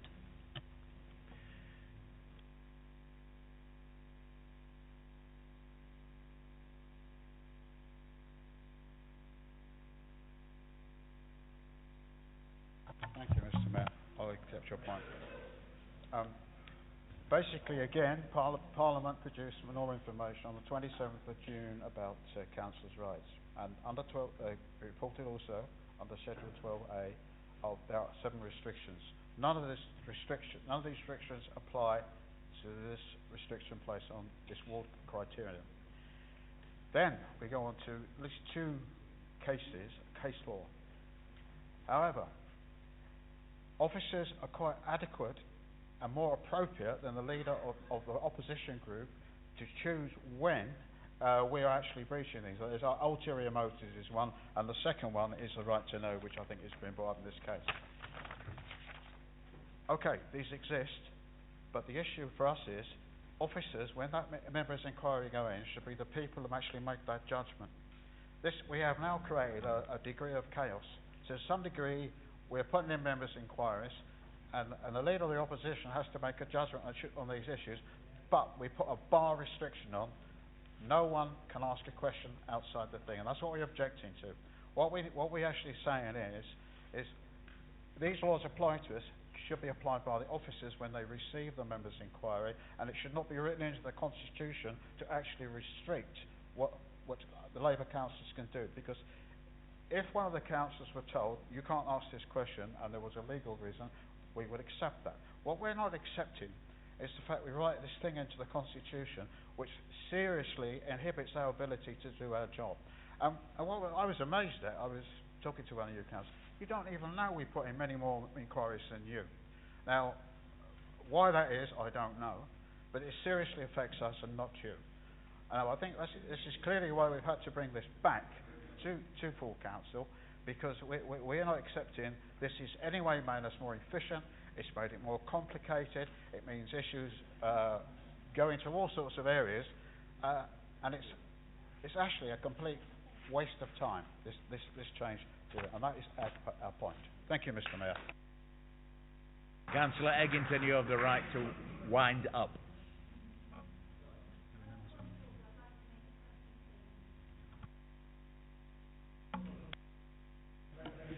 If you feel you were misquoted.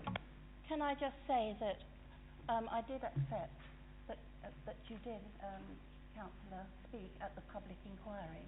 All I'm saying is that it was only one councillor from the Conservative side that did speak at that public inquiry. The Conservative councillor for West Drayton did not speak, nor did the other 2 councillors for Useley speak. You did an excellent address, which is what I mentioned. Sorry, Mr. Mayor, I do ask now that the question be put. We've heard this. Thank you, Mr. Mayor. We're going to.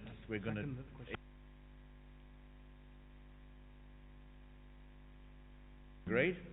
Councillor Eginton, then Councillor Eginton.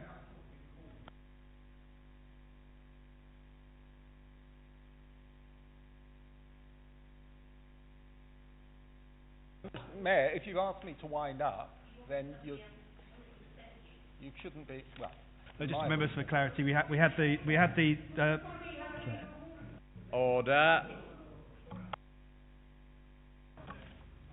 Members, we had the procedural motion put forward that the question be now put. That needs to be seconded, agreed by the members present. That then provides a right, before we go to the debate on the vote on the motion, for the mover to wind up. So, Councillor Eginton. Cllr Eginton. Thank you, Mr. Mayor.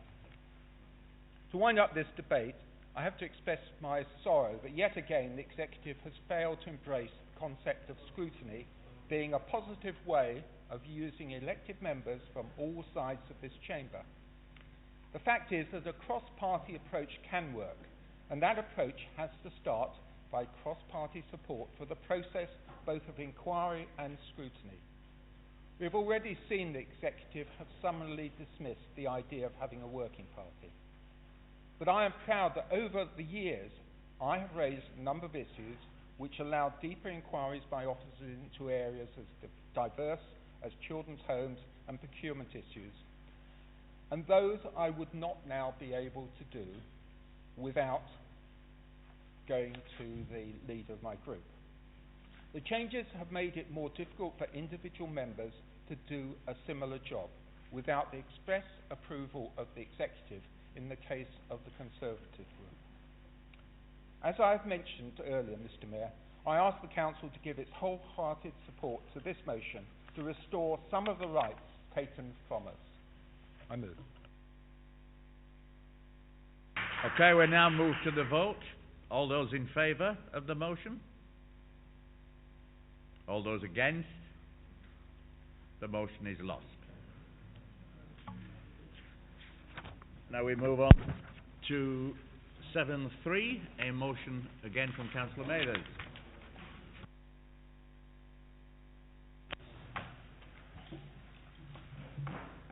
Mr. Mayor, sexual exploitation, domestic servitude, criminal exploitation. Uncomfortable for us to hear, uncomfortable for us to think of. Forced begging, forced labour, forced benefit fraud, forced marriage. Modern slavery captures many forms of exploitation, with traffickers and slave masters using whatever vile means are at their disposal, coercing, deceiving, and forcing individuals into a life of abuse and inhumane treatment. Uncomfortable for us to hear, uncomfortable for us to think of. So much more uncomfortable for us as elected members if we did not play our part in preventing these abuses, even if it prevents only one person in Hillingdon being subject to this evil. Councils collectively spend £40 billion each year, and adopting this charter against modern slavery, the London Borough of Hillingdon will be upholding good practices designed to ensure our procurement processes don't support slavery, designed to challenge contractors and abnormally low-cost tenders to ensure our procurement processes do not support exploitation, designed to promote whistleblowing systems throughout the supply chain to ensure our procurement processes don't support vile offenders of modern slavery taking advantage of vulnerable people. The thoughts of these evils are uncomfortable to hear, uncomfortable to think of, but so much more uncomfortable if we as elected members tonight did not act to prevent these abuses. An example, since 2015 in October, the transparency and supply chain provisions require businesses to publish an annual statement if they have a turnover of over 36 million. A statement providing that they must confirm the steps they've taken to ensure slavery and human trafficking are not taking part in their business or supply chain. Or they should declare that no steps to confirm existence of slavery or trafficking have been taken. We must hold our procured services and suppliers to the highest standard as they spend taxpayers' money. I'm in no doubt that officers in this council do the due diligence required in line with procurement processes, and they will rise themselves to the challenge of extra scrutiny of procurement contracts to enable them to meet the desired standards. But it is for us as a council to set the standard, and this charter provides that. I get a sense of agreement in principle with this motion across both sides of the chamber. And just as in the House of Commons, when the coalition government introduced the paper that became the Act, the Modern Slavery Act of 2015, following the success of the pre-Labour government in 2009 setting up a national referral mechanism. I am confident that we can work together tonight in a spirit of cooperation to advance our practices to address a very real issue that affects people in the UK and potentially in our borough. As it says, there are 5,145 victims of modern slavery that were submitted through the National Referral Mechanism in 2017. That's an increase of 35% since 2016. A rising number, but still below the 10,000 to 13,000 potential victims estimated by the Home Office. When I was a teenager, I was involved in a local youth group in Newsley. Part of that was being involved in a youth organisation campaign against child-bonded slavery in the developing countries. Things that seemed far away but were important to me as a teenager. And now reading and researching this, the thought of a child or vulnerable person near to me being trapped in modern slavery, potentially in our borough, Hillingdon, in our country, the UK, is more than just uncomfortable, it's heartbreaking. And we must play our part and act tonight to do all we can to prevent this. I move. Is there a seconder for that? Councillor Cllr. Thank you, Mr. Mayor. Slavery did not end with abolition in 19th century. Instead, it changed its forms and continued to harm the people in every country in the world. Whether they are women forced into prostitution, men forced to work in agriculture or construction, children in sweet shop, or girls forced to marry older men, their lives are controlled by their exploiters. They have no longer free choice, and they have to do what they have told. They are in slavery. Today, slavery is less about the people literally owning other people, although they still exist, but more about being exploited and completely controlled by someone else without being able to leave. Mr. Mayor, there are many forms of modern slavery, namely forced labor, debt bondage, human trafficking, descent-based slavery, child slavery, forced and early marriages. Modern slavery can affect people of any age, gender and race. However, most commonly slavery affects people and communities who are vulnerable to being taken advantage of. It can be someone living in poverty and having no real prospect for a decent job, who will accept a good sounding offer, a job abroad, and turns out something else what was promised. Or it might be a young girl who happens to live in a society where early marriage is completely acceptable, who will have no choice over marrying an older man.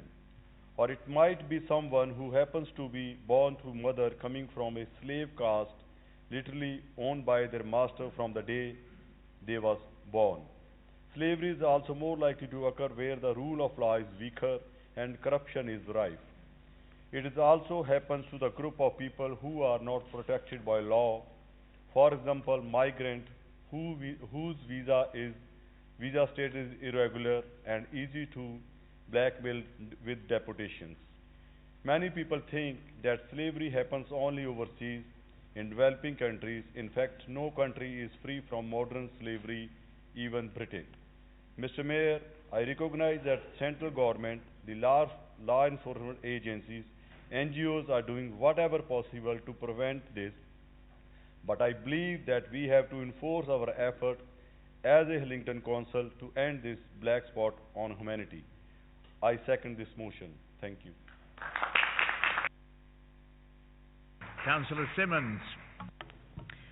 Mr. Mayor, I think we all recognise that slavery is an ancient evil, and it's always chilling when we visit some of the picturesque parts of the British Isles and realise that such beautiful cities as York and Dublin were established as slaving ports for the export of human beings from the British Isles elsewhere in the world under slaving arrangements that existed at the time.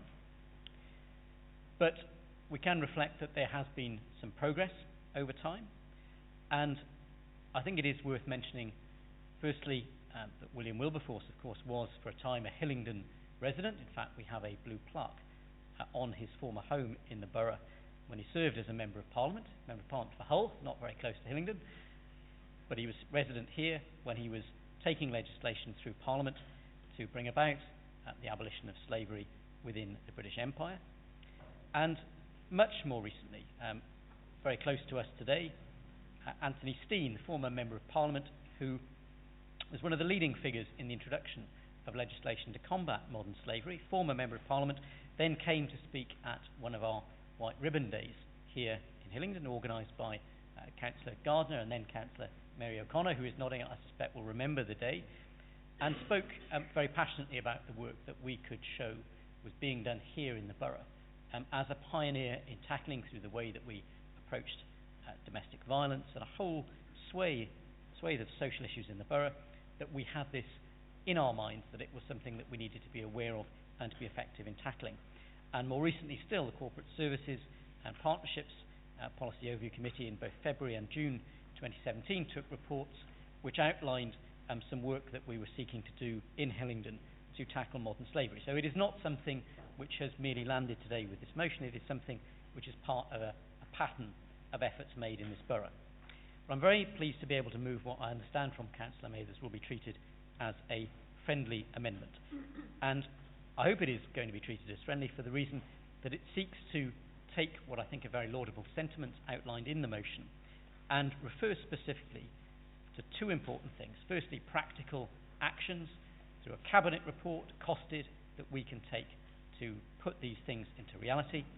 And then secondly, and I know this is particularly important to a lot of members, that we prioritise explicitly victims, that the identification, the referral and the support for victims is something that should be front and centre in our thinking. And that's what the motion's amendment seeks to achieve. I hope therefore it will enjoy all party support, and the amended motion likewise will enjoy all party support.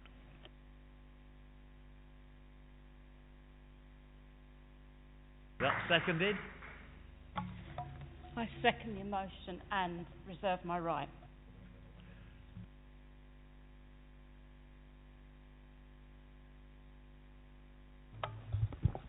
Thank you, Mr. Mayor.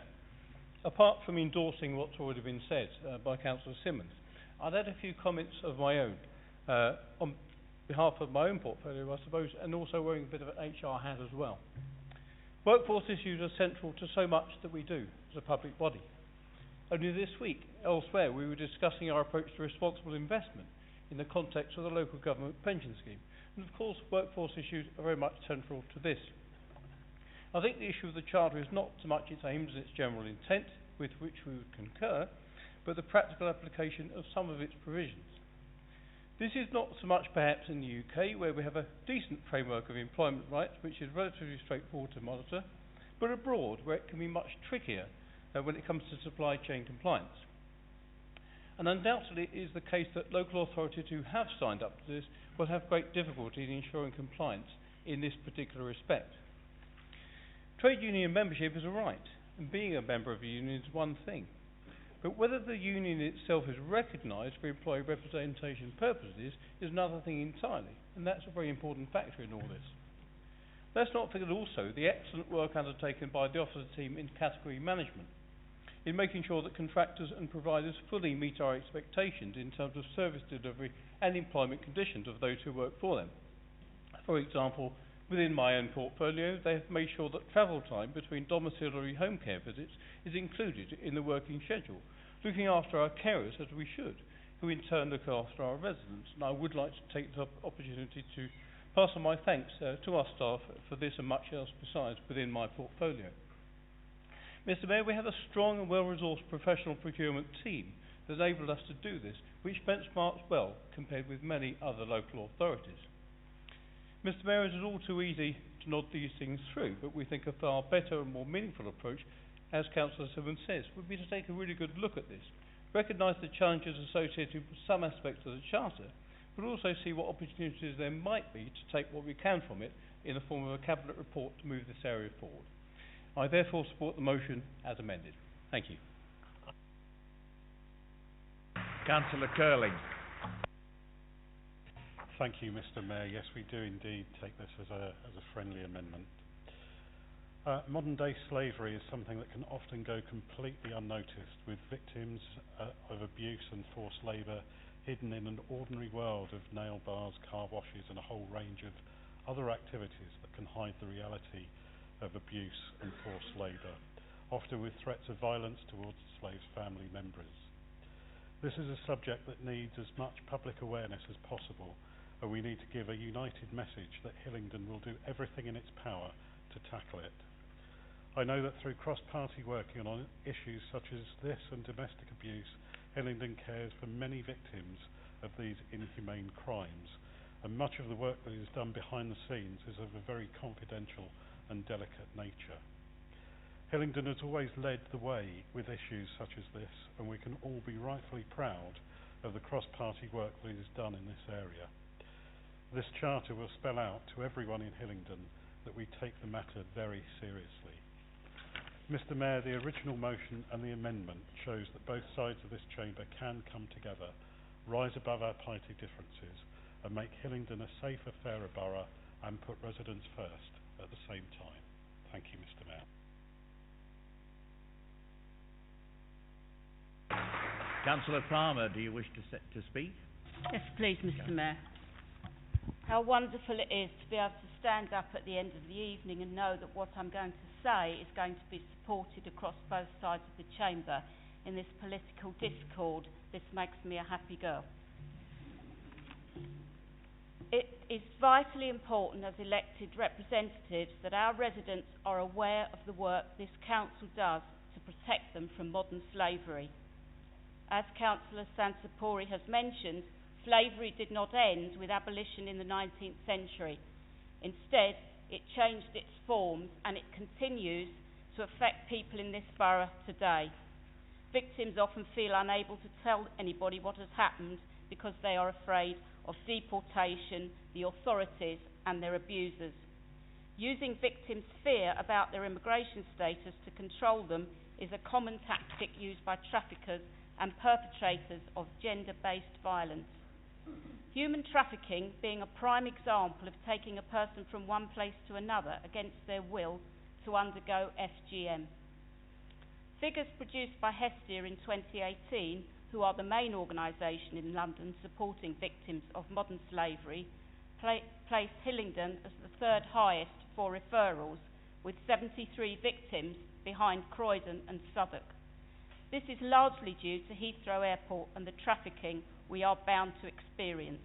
The high figure was mostly sexual exploitation. My experience of shaping the domestic abuse strategy with Councillor Gardner has ensured this council is viewed as a centre of excellence in how it deals with victims of gender-based violence, sexual exploitation and FGM, all examples of where modern slavery can exist.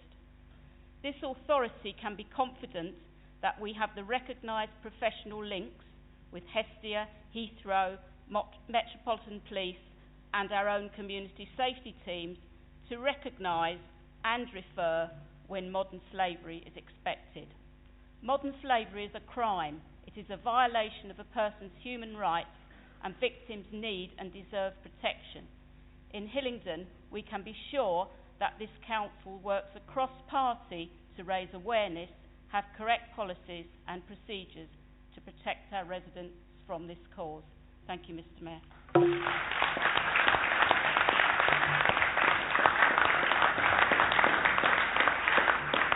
Councillor Mathers.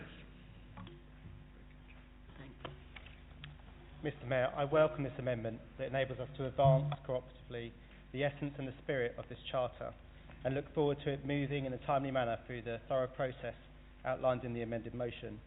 If I just may mention to the Chamber and residents watching the Modern Slavery Helpline 0800 0121 700 for those seeking advice or have concerns related to the issues we spoke about tonight. Councillor Simmonds. Mr. Mayor, I think we can end on a note of accord this evening, which people in other houses might do well to follow. So we put it to the vote. All those in favour of the amendment? Unanimous. Thank goodness for that. And now we go to the substantive motion, for or against. All those for it? Against? None. It's unanimous. Thank you. And that is the end of business for today.